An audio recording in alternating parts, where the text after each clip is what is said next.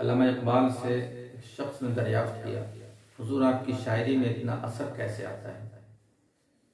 آپ کی شاعری ایک بار سن لی جائے یا پڑھ لی جائے تو وہ دلوں پہ نقش ہو جایا کرتی،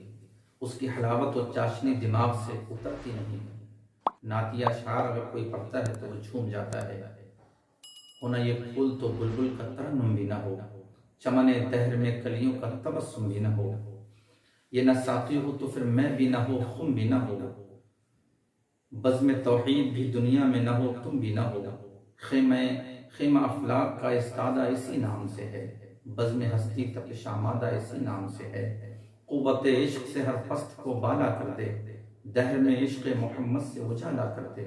کہ محمد سے وفا تو نے تو ہم تیرے ہیں، یہ جہاں چیز ہے کیا لوح و قلم تیرے ہیں۔ یہ علامہ اقبال کے اشعار ہیں۔ علامہ اقبال اس عظیم ہستی کا نام ہے، اس عظیم قلندر کا نام ہے، اس عظیم مفکر کا نام ہے، جس کے تعلق سے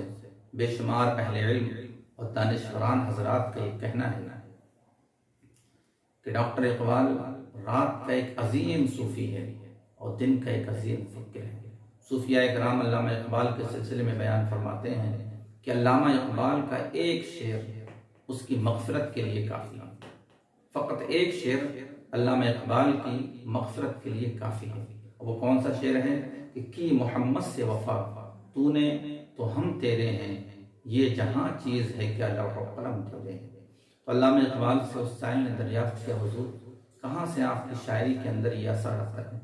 مٹھاس آتی ہے کہ وہ دلوں سے اترتی نہیں اور روح کو معطر کر دیا کرتی ہے؟ تو علامہ اقبال نے بیان کیا، علامہ اقبال بیان کرتے ہیں کہ میری شاعری میں مٹھاس کیسے آتی ہے۔ جب میں نے اپنی شاعری شروع کی تو شاعری شروع کرنے سے پہلے اپنے آقا و مولا جناب محمد رسول اللہ صلی اللہ علیہ وسلم پر تقریباً 1 کروڑ مرتبہ درود پاک پڑھا۔ 1 کروڑ مرتبہ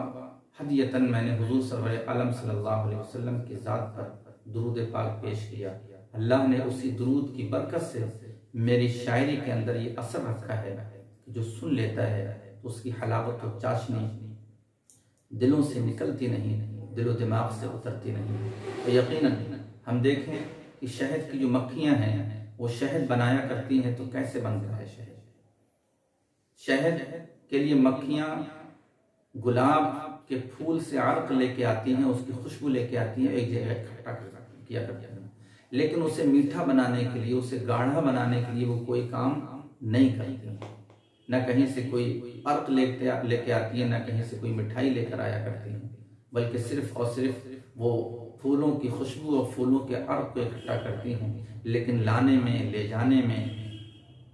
جو ان کا کام ہوا کرتا ہے، اس دوران تمام مکھیاں اللہ کے رسول صلی اللہ علیہ وسلم پر درود پاک پڑھتی رہتی ہیں۔ اللہ تبارک و تعالیٰ اس درود کی برکت سے شہد کی مکھیوں کے اس عمل میں مٹھاس ڈال دیا کرتا ہے اور شہد بن کر تیار ہوتا ہے۔ علامہ اقبال بھی کہتے ہیں میری شاعری میں جو مٹھاس ہے، میری شاعری میں جو اثر ہے، میری شاعری میں جو تازگی ہے، میری شاعری میں جو انقلاب ہے، وہ سب کے سب اللہ کے رسول صلی اللہ علیہ وسلم پر پڑے ہوئے درود کی